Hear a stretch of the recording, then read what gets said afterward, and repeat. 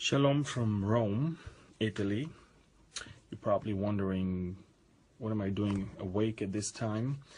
It's midnight, and the reason why I decided to update you is simply because of a very disturbing development in the Middle East. And I thought you really want to know what's going on, simply because we're talking about Russia, which I more than once indicated that is Magog in the Bible, and Putin, which I believe, more than once called Gog, the Prince of Magog. I got conflicting information today regarding that piece of information that I'm about to share with you, but finally I was able to verify it with my own sources. And what's going on right now is that the spokesman of the Norwegian military intelligence just reported that basically a spy aircraft detected the movement of a huge Russian aircraft carrier known as Admiral Kuznetsov. It's a carrier that is carrying 15 fighter jets of Sukhoi 33 and MiG-29, and more than 10 helicopters of Ka-52K and Ka-27.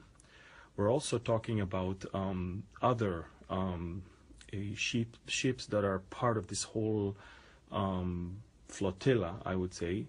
We're talking about something like 8 different Russian warships.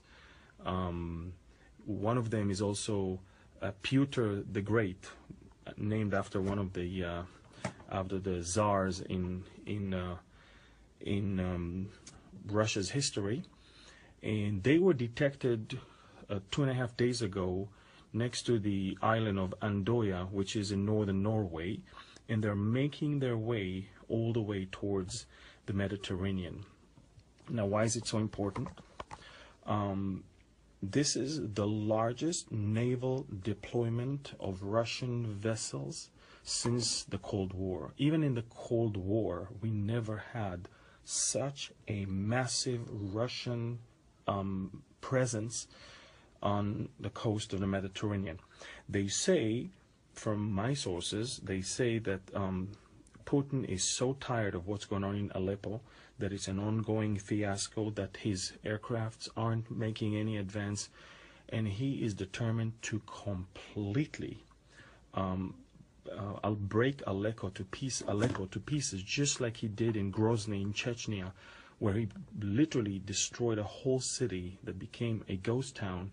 And that's how basically he won the war there, and he put a puppet government and a puppet prime minister, and that's it. No, Putin learns the hard way that the Middle East is a little different. This is not Chechnya. This is a battleground of many different forces with many different hidden agendas. We're talking about the Kurds and the Turks. We're talking about the Sunnis and the Shiites. We're talking about the jihadists and the rest of the Islamic world. We're talking about so many different things. And in Aleppo, all of it merges together. And he's so tired. He doesn't like to play games. He doesn't like to drag his feet. He wants to put an end to it. I guess what worries me the most is knowing Putin, when he brings forces to the Middle East, he never really sends them back. In other words, Russia is concentrating right now on the coast, north of Israel, basically, the largest military presence ever. And I'm saying again, ever. And that is an amazing move, because when we talk about Rosh and Meshech and Tuval, how Gog is coming all the way down, the Prince of Magog, when we talk about the hook in its jaw, which I believe, again, he's not there to defend Assad, he's not there to fight ISIS, he's there to defend his interests in the Mediterranean, which are the oil and gas that was found there. And so I believe the gas and the oil that Israel found and that exist in the Mediterranean are the hook in the jaw of Rosh, and this is why he is sending massive forces right now into the Mediterranean. It's important that you understand that the reason why I'm so excited is because I have never seen Ezekiel 38 so close and so vivid and so real as I see it right now. Now, it doesn't mean that Israel is going to suffer a war tomorrow, not at all. It actually means that the road to an attack on Israel from the moment the decision is made is basically half an hour to an hour, and it's no longer days, weeks, or months as normally diplomacy dictates when it comes to countries that are not even close to each other. So what we are seeing again is Gog, the prince of Magog, making his move to basically deploy his largest ever presence over there next to Syria. Now, people are asking me, is Russia going to attack America? Of course not. The whole idea was that the Russians wanted the Americans not to interfere in what is going on in the Middle East. Now watch what they did. They threatened with a nuclear threat, and now nobody would like to start anything or somehow provoke them when it comes to their presence in military presence in Syria. This is exactly what they wanted. They didn't want to attack America. They wanted America to be concentrating on that threat, and so we'll let them do what they want to do in the Middle East. I said that a couple days ago, and I'm saying that again. The American-Russian tension is a smokescreen for what is going on in Syria. This is why the attack on Mosul, as I said, is not in a strangely timing. Barack Obama is trying to somehow save his dignity in the Middle East by ordering 20 days before the elections an assault on the largest Sunni city in northern Iraq, a city with 1.4 million people. And what can I say?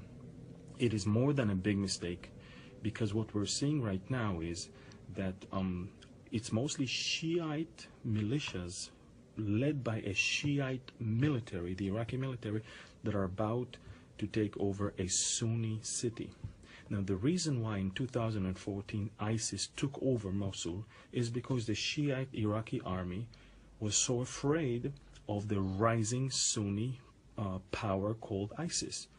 They could care less about the Sunni residents of Mosul because they are Sunnis. The army is Shiites, so they had no problem abandoning all of their positions in Mosul and run away, and that's how ISIS took over.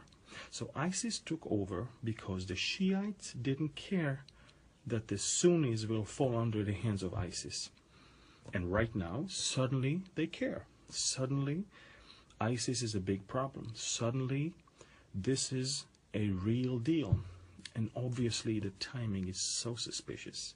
Obviously, we can see that the strings are being pulled from Washington right now. And believe it or not, the same president that promised you that there are no more boots on the ground and no more Americans in Iraq is lying again, because there are American troops in that great assault right now. The Aleppo battle is going on also in Syria. And unfortunately, again, the world is not stopping that carnage over there. And as always, it's the innocent people that are caught in the line of fire. Again, the reason why I decided to come with this type of special report is that Gog is making his great move of bringing military presence in massive forces all the way towards Syria. They're now sailing, we're talking about the Northern Sea all the way towards the Mediterranean. Eventually, we will see them reaching the Mediterranean in a couple of days. Again, this report came from the Norwegian intelligence, military intelligence, and it was quoted by a very high official in NATO just a couple hours ago, that we are talking about a deployment of the largest of its kind since the end of the Cold War. I needed to verify some of that. I needed to verify what is it that they're bringing. I needed to verify what ships we're talking about. And now I can tell you we're talking about a massive air power, air striking power, because that aircraft carrier is bringing more bombers and more jets, fighter jets, and they're not really going to fight air-to-air fights. Or we're talking about air-to-ground. We're talking about completely obliterating the city of Aleppo. I'm kind of amazed at how the world is quiet about that destruction, and how the world will not be quiet about the destruction of Damascus that Isaiah in chapter 17 reports. And as I said many times, I believe that eventually it is the destruction of Damascus that will bring about the attack on Israel, as in Ezekiel 38 and 39. So the world may be able to tolerate the destruction of Aleppo. Probably Damascus will be too much, and that's when everyone will say enough is enough. I'm wondering, the Bible doesn't really say who is going to attack Damascus. I'm wondering whether Israel is going to be the one because of some imminent existential threat from that part, or someone else will do it and Israel will be blamed for it. One thing is for sure, the match that I believe will start the fire that will escalate into Ezekiel's war, I believe the key is in Damascus. So, once again, we keep our eyes on Damascus, we keep our eyes on Syria, but also all of us can lift up our heads and get very excited. As I said, when Jesus described all of these events, it is definitely so we will know that our gathering, the salvation of our body, the redemption of us as we are in this world, is drawing near. So I'm excited. I can't wait to share with the saints here in Rome in just a couple of days during my birthday. This is really important. I also want to encourage you to download my app, Behold Israel, on Android or on Apple devices, because you're going to get daily news, text messages and push notifications of things that are going on, as well as alerts on stuff that I'm doing. Also, you can visit our Facebook page, Behold Israel, or my own, Amir Tsarfati. And we also have some fun with Instagram. I'm called Behold Israel, one word, on Instagram.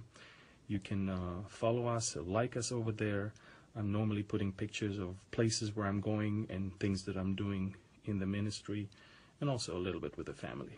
So, God bless you all from Rome, the capital of Italy. And I will update you if there are more things to update. Thank you for telling me every time you write something where you're from. It's extremely important. We just realized that we have followers from every continent on planet Earth besides South America, and I'm doing something about it. It's all about the language, and I'm getting someone to start translating all my stuff to Spanish, so that part of the world will be able to also get it and engage. So thank you for your prayers. Again, get the app, Behold Israel.